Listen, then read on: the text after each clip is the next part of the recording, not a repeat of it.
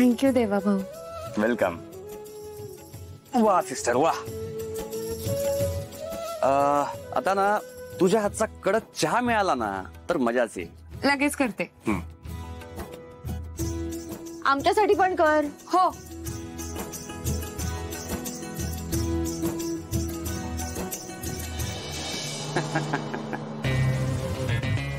ती काय नोकर आहे तुमची? काय असं का वाटलं तुम्हाला? नाही, मी मगाशी आलो तेव्हा बघितलं तुमच्यात आणि माझ्या सिस्टर मध्ये नक्कीच काहीतरी सुरू होतं. आणि आपण जेवढं जग बघितलंय त्यावरून सांगतो नक्कीच काहीतरी टेन्शनचं काम आहे. काय भैरवी मॅडम, तुमचा आवाज खरंच खूप चांगला आहे. तुम्ही फार मोठ्या गायिका आहात. पण टोन, आपल्या सिस्टरशी बोलतानाचा टोन खटकला आपल्याला. नाही नाही, असं काही नाहीये. तुम्हाला काहीतरी वेगळं वाटलंय. मॅडम, एक गोष्ट नीट लक्षात ठेवायची, आपल्या बहिणीशी नीट बोलायचं. नाहीतर काय, आपल्याला त्यामध्ये लक्ष घालावं लागेल. आणि एकदा आपण लक्ष घातलं ना की आपण भल्या भल्यांचं लक्ष उडवून टाकतो. समजा? मला माहितीये तुमच्या डोक्यात काय चालू. मला माहितीये तुमची वरपर्यंत ओळख आहे. पर ये देवा किसी से डरता नहीं है. समझा? सिस्टर, सिस्टर आले. देवा भाऊ चहा ठेवतेच आहे. नाही नाही, राहू दे सिस्टर. अगं ही तुझी मैत्रीण तारा मागेच लागली आहे. माझ्या हातचा चहा प्या, माझ्या हातचा चहा प्या. आता नाही कसं बोलायचं तिला, आहे ना? काय मी असं कधी म्हणाले काय की मी चहा करते म्हणून? हे काय आत्ता? अगं जा जा जा, चहा कर जा लवकर. ये सिस्टर, तू बस इथे निवांत. आणि सिस्टर तू बस इथे निवांत. बस ग निवांत. एवढ्या दिवसांनी भाऊ आलाय. माहेर आहे तुझं, बस. है ना? बस बस, तर गप्पा मारूया. मी काहीतरी खायला घेऊन येते. हा,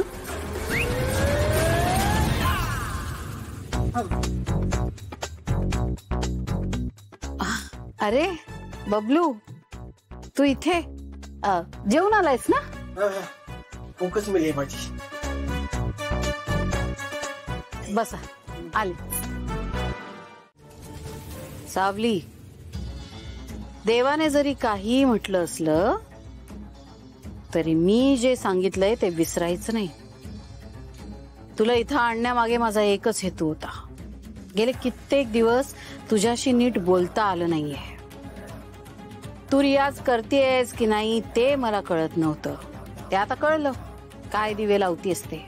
तेव्हा आता मुकाट्याने रोज न चुकता इथे रियाजाला यायचंस. मी दिवाळी नंतरचे खूप कार्यक्रम घेतले तर एकही कार्यक्रम चुकवायचा नाहीस.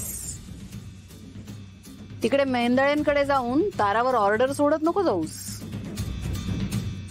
तू अजूनही असिस्टंट आहे तिची, विसरायचं नाहीस. कळतंय का? दिलेला शब्द आयुष्यभर पाळायचा आहे तुला. आणि पाळलाच पाहिजेस तू. तुझ्या घरच्यांचं भविष्य माझ्या हातात आहे, हे कायम लक्षात ठेवायचंस. या आता, काळजी घे ताराची.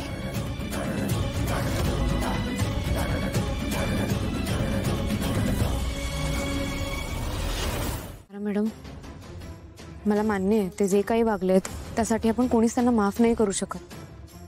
पण म्हणून माणुसकी विसरून नाही चालत ना.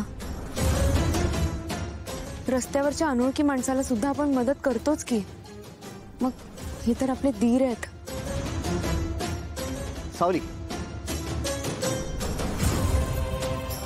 Thank you very much. म्हणजे हे तू दिलेले पैसे, उसने दिलेले पैसे कदाचित मी पुन्हा परत कधीच करू शकणार नाही.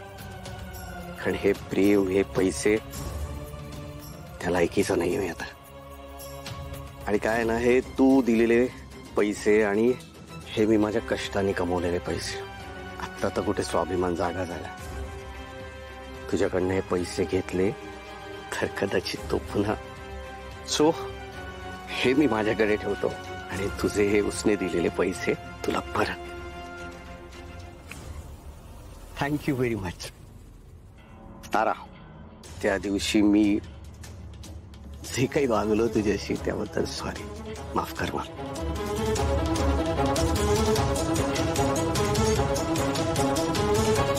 ऍक्च्युली काय झालं ना, चहा सांडला.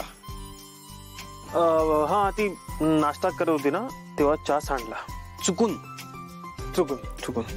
हो म्हणून मग अमृता मॅमनी मला त्यांची साडी नेसायला दिली. बरं, नाही पण ते बबलू दादा. बुबलू कुठे? बुबलू अहो मी केव्हापासून त्याला फोन करते, तो माझे फोनच उचलत नाहीये. आणि परवा तो स्वतः मला बोलला की तू घरी येणार आहेस ना दिवाळीसाठी, आणि आता मी आले तर तो स्वतः गायब आहे. ऍटलिस्ट कॉल तरी करायचा ना त्याने मला. हो हो, तो माझा पण फोन उचलत नाहीये तो. हा, मी एवढे फोन केले की फोन स्वतःच थकला आणि झोपला. आणि त्यात सारंग सर आणि नील सर मला घरीच जाऊ देत नाहीयेत. म्हणतात दुपारचं जेवण तर झालंच, पण रात्रीचं सुद्धा करून जा म्हणून. अरे वा, छान आहे मग. मॅम काय छान. अहो दिवाळी आहे, मला खूप काम आहेत घरी.